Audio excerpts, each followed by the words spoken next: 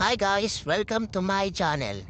Please like, share, comment, subscribe, and hit the notification bell for my new videos. Thank you!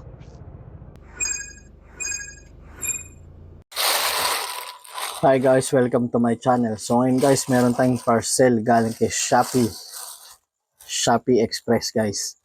At ang sender natin ay si Amatogo PH.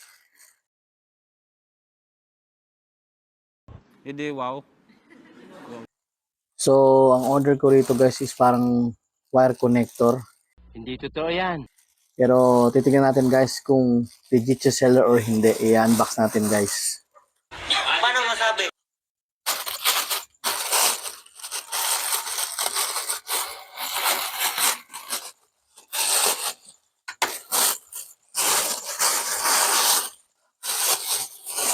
Daming plastic guys ha.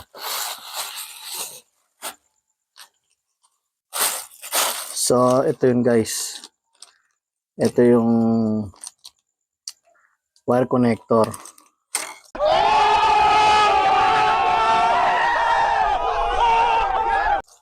So ayun guys. Buksan natin yung isa.